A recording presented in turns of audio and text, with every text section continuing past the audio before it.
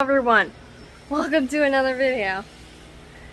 Today we are preparing some tanks and containers for live food cultures. They're coming this week and I'm super excited.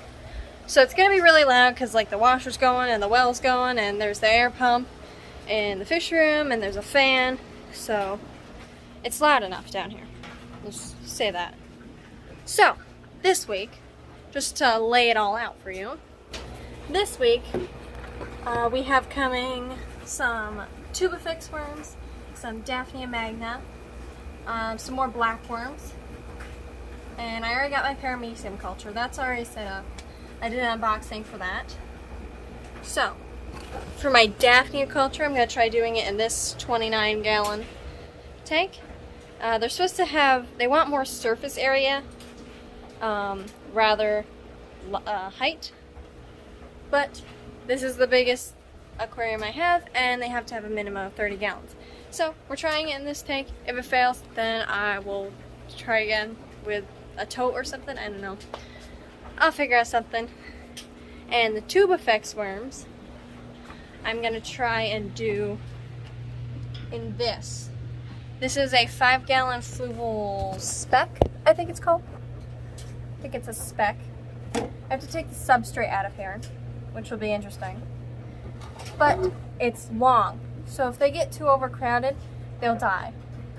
So I wanted length, and this is pretty tall, but I wanted length, and this is as long as a 10-gallon tank. So pretty long, and it's a nice 5-gallon tank. Water will be changed every single day, but I'm gonna get the pump out of here. I don't need that. I don't need a heater. Oh, there's 2 heaters. That could have came in handy.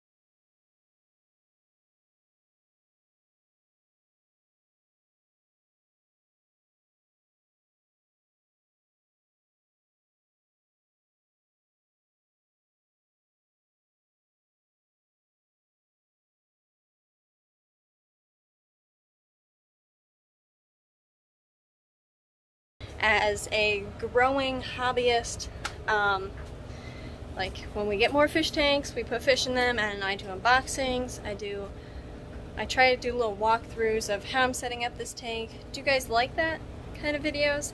Or would you rather have sit down, you know, this guppy can go in a 10-gallon tank, maybe even a 5-gallon?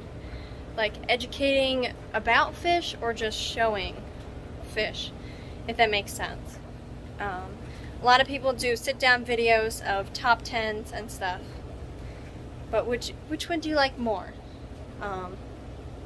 Because I know some people who have a lot of fish tanks or have been doing it for a while, they already know what fish can go in a 10-gallon tank. So this would be, I guess, more of the video for them. And I try and target both. I try and have videos for the new fish keepers and then also people who have been doing it longer than I have. So just let me know. Comments below. If the comments don't work like they normally don't, just hop in one of my live streams. Wednesdays 5 p.m. Eastern time or Sundays normally 4 p.m. Eastern time. So now I'm going to move this tank.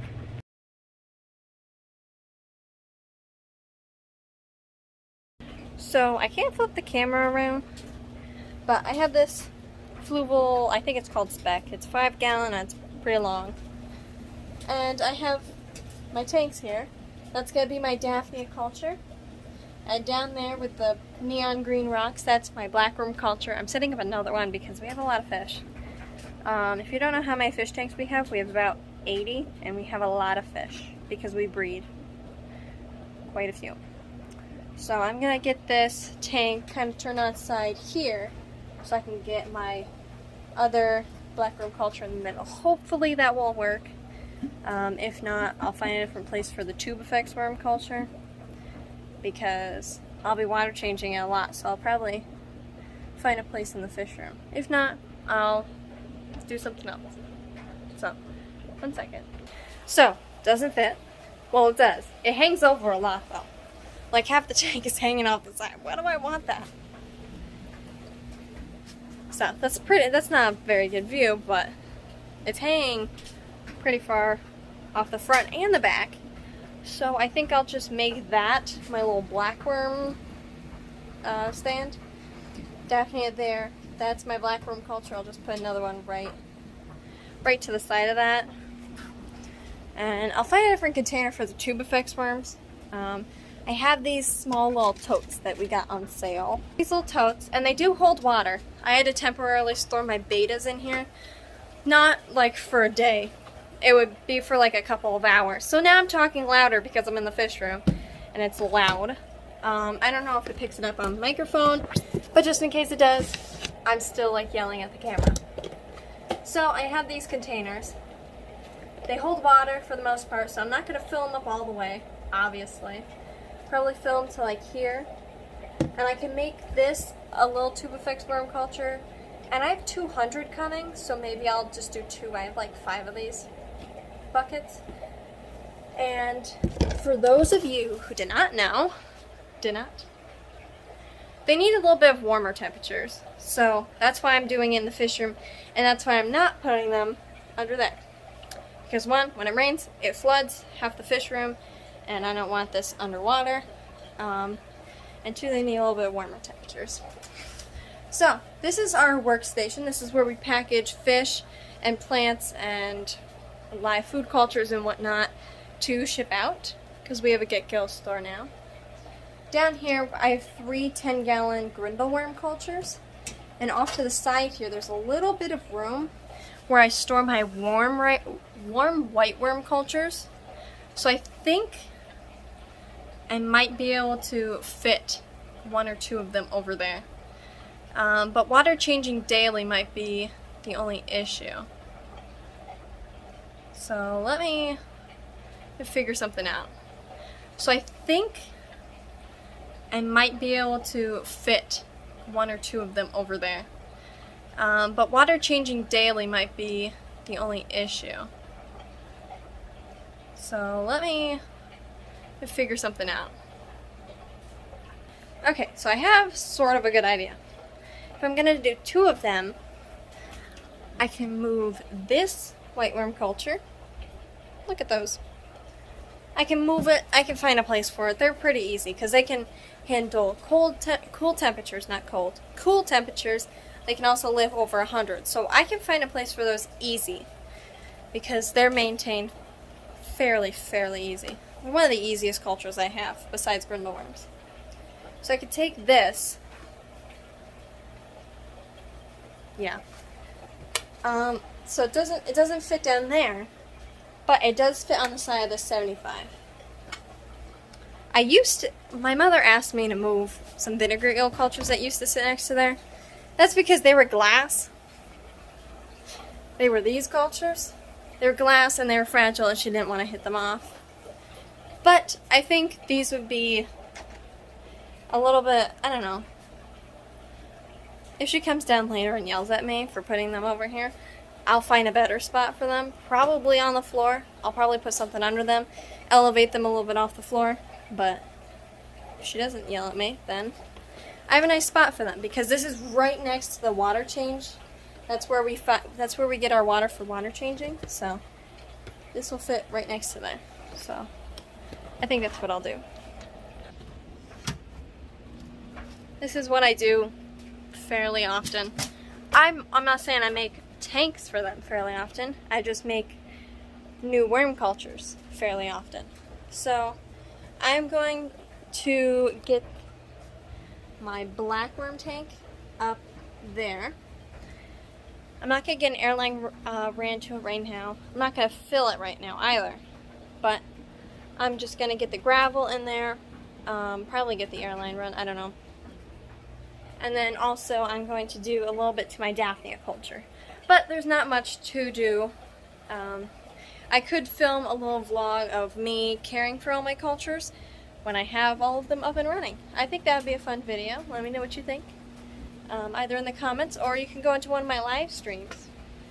So I'm going to get this tank up there and then I will turn the camera right back on. Okay, so I have this 5.5 gallon tank right over there. It works nice because it's short. This 5 gallon boat front, it's a little bit taller, which I'm not totally against it. I just rather have a 5.5 gallon to do this with because they're shorter, easier to harvest from, in my opinion. But anyways, it's a 5 gallon tank. I got 5 pounds of rocks to put in there. And the reason I do ugly, bright colors is because they're dark worms. So you're going to see them better on a dark surface. So, did I just say dark worms on a dark surface? You're going to see the worms better on a light surface. And I find that I can see these dark black worms way better on neon green rocks. You can use rainbow, you can use purple probably wouldn't work as good. Pink would work nice. And I'm sure there's tons of other colors. The tank that I have running right now, that actually came with brown rocks. And they were pretty and they were sharp, which is what you want. You want sharp rocks so that you can, the black ones can split a bit easier. So that's why you want sharper rocks, but they're brown, and I'm not doing brown for my blackworm tank. I have nothing against it, but I just think it'd be easier to do a bit of a lighter color, such as neon green, because I had originally planned on doing a 10 gallon culture of these, so I'd gotten 10 pounds of rocks, but it turns out better because I'm doing 2 5 gallon cultures, so I still got 10 pounds of rocks, which is enough to do those with. So, this is my culture. This is going to be really loud.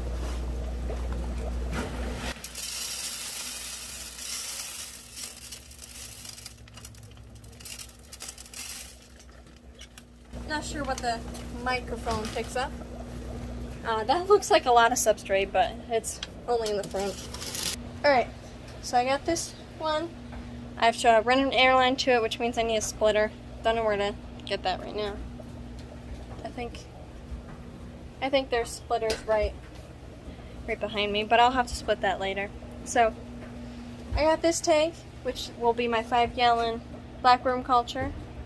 My tubifex culture, that is inside the fish room. That's in a little tote. I'll probably have to do 2 totes of them, honestly. But they need a little bit warmer temperatures. Now, Google says they can live from, I think, like 60s, mid-60s, to up to 80 degrees. So I just want to do them a little bit warmer. So, that's what I'm going to do. And I do have to do some preparation to the Daphnia culture, but that's when the Daphnia actually come. So, I'll do an unboxing video of the Daphnia and tubifex worms when they get here. And I'll also do a small video of me preparing, like putting yeast in there so they have something to eat, you know, taking some of the duckweed out, doing something like that